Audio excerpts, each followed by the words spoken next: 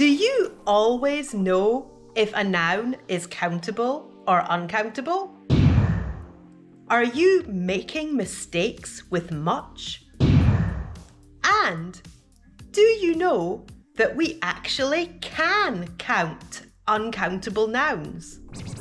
In this video, we'll look at 6 uncountable nouns that students often make mistakes with. We'll identify how to use quantifiers correctly, and we'll also explore how to use piece words so that you can count uncountable nouns. But first, I'm Gillian Scott. I'm a Delta qualified English teacher, and I've been teaching English as a foreign language since 2013. In English, nouns can be countable or uncountable. Countable nouns are nouns that we can count. For example, apple. We can count apples. 1 apple, 2 apples, 3 apples. Uncountable nouns are nouns that we cannot count. For example, music. We cannot count music. We do not say 1 music, 2 musics, 3 musics. This is wrong. Today, we're thinking about uncountable nouns. I'm going to tell you a story, but in the story, there are some mistakes with uncountable nouns. Listen to the story and identify the mistakes. There are 6 mistakes. Count them on your fingers. Okay, here's the story. One Monday morning, scientist Jan arrived at work, hoping to continue her researches into genetics. However, when she entered the lab, she was shocked to see that not only had her 3 equipments been removed, but also that all of her furnitures were missing. Shocked, Jan quickly called the police. When the police arrived, they asked Jan to provide them with all the information she could about the missing items. And, based on the evidences, the police decided that a crime had indeed been committed. Someone had broken into the lab and stolen everything. They told Jan that they would try to find out who the thief was, but they also gave her 2 advices. Fit a burglar alarm and make sure you always lock the door. How many mistakes did you identify? Here they are. These are mistakes because all of these words are singular, uncountable nouns. We cannot make them plural, so we cannot add s or es to the end of these words. We cannot use a or an with these words. And we also cannot count them in this form. So, what can we do instead? Well, we can use quantifiers. We can use some either for an unspecified amount or for a small amount. For example, I've got some information to tell you. I'm doing some research for my essay. And what about a large amount? What do you think about these examples? Are they correct or not correct? Take a moment to think.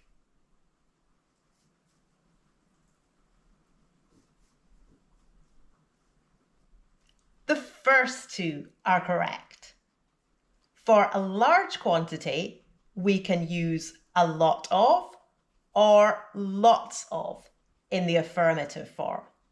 So we can say I've got a lot of furniture and I've got lots of furniture. But we don't say I've got much furniture. And this is a mistake that I often hear my students making, but it's just not correct. When the singular uncountable noun is the object, we don't use much in the affirmative form. Where we do use much is in the negative form. So we can say, I don't have much furniture, meaning I only have a small amount of furniture. Or, after the burglary, Jan didn't have much equipment left, meaning Jan only had a small amount of equipment left. Or, he wasn't able to give me much advice, meaning he was only able to give me a small amount of advice. So, remember, we can use a lot of or lots of for a large quantity in the affirmative form, and we use much in the negative form. But what if we really do need to count these things? Is there a way to do that? Well, yes, there is. We can, in fact, sometimes make singular uncountable nouns countable. To do this, we need to use another type of quantifier called piece words. These quantifiers are called piece words because a common example is the phrase a piece of. We can use a piece of with all of these words. For example, we can say, I'm working on a piece of research at the moment. Or, do you need a new piece of equipment? Or, Taylor's dad gave him a vital piece of advice. Stay in school. And by using a piece of, we can count. For example, you will need 3 pieces of information to complete this form: your name, your date of birth, and your address. I've just bought 6 pieces of furniture for my new flat. It was these 10 main pieces of evidence that convicted the criminal.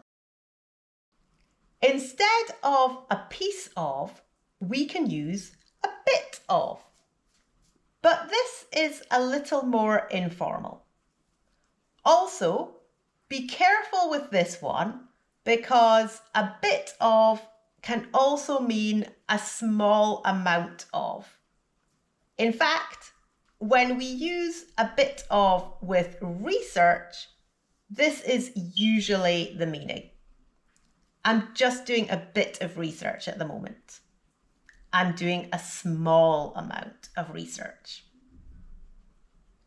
There are also specific piece words that are used with specific nouns.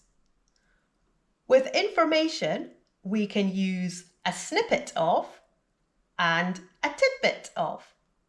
Both of these mean a small amount of. For example, I wasn't really listening to what Gareth was saying, so I only caught a snippet of information.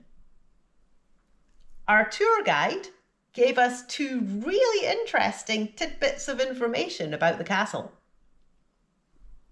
You might see tidbit written with a D or a T in the middle.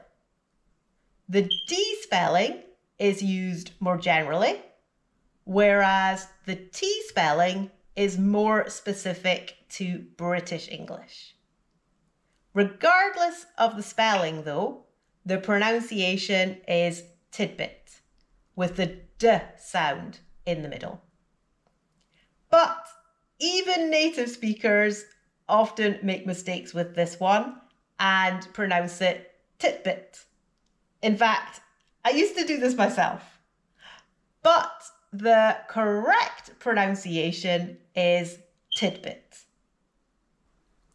With furniture, we can use an item of. For example, I need to get 2 new items of furniture. Advice. Okay, before we think about piece words to use with advice, we need to think a little bit more about the word advice itself, because this is a word that students often make mistakes with. Advice is the noun. Focus on the pronunciation. Advice with the s sound at the end. Listen and repeat. Advice. Advice. Advice. To advise is the verb. Again, focus on the pronunciation. Advise is pronounced with the z sound at the end. Listen and repeat again. Advise. Advise. Advise. Okay, now you know the difference. Let's think about piece words that we can use with advice. That's the noun, advice. There's a really good piece word that we can use with advice. We can say a nugget of. A nugget of is literally the piece word for gold. We can use a nugget of to count gold. The prospector, that's somebody who searches for gold. The prospector found 4 nuggets of gold with his metal detector. So we can use a nugget of metaphorically with advice to show that the advice is very special or very valuable or very useful in the same way that gold is very special or valuable or useful. And we might even also use the word golden just to emphasize this even more. For example, that was a golden nugget of advice you gave me. It really helped me get the job. Now it's time for a piece word quiz. Pause the video and match these foods to their piece words.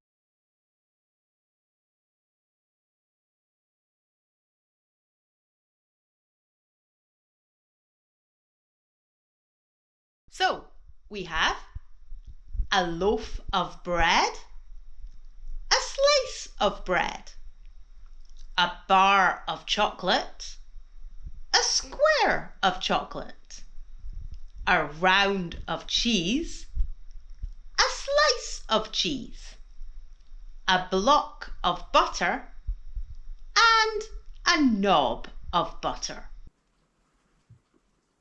How did you do? Put your score in the comments.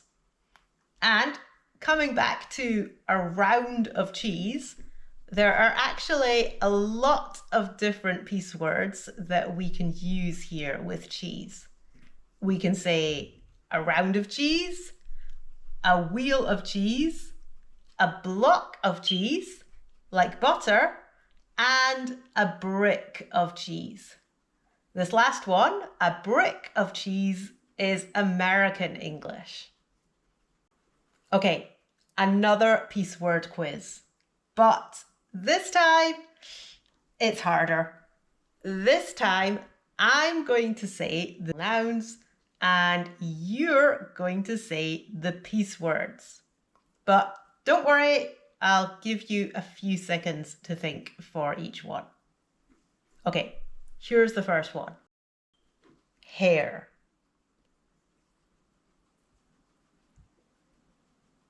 A strand of hair. Paper.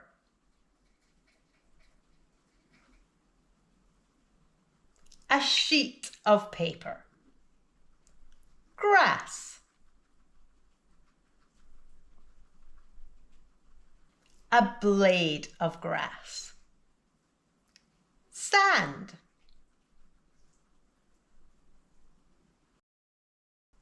A grain of sand.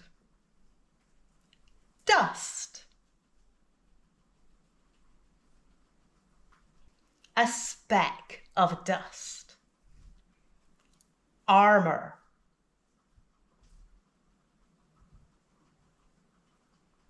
A suit of armor. Notice the pronunciation of this last one. Suit.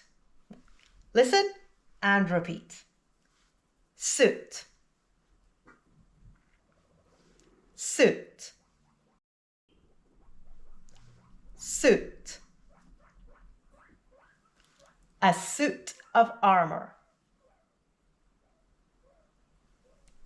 So, how many did you do this time? Put your score in the comments. Also in the comments, try writing some sentences with the singular uncountable nouns, quantifiers and piece words. If there are any nouns where you're not sure if they're countable or uncountable, put those in the comments too and try to help each other. Also, what do you think happened next in the story with Jan and her missing equipment? Practice your English more by continuing the story in the comments. Next, check out this video. Alternatively, watch this playlist, which I also think you'll love. Good luck with your English!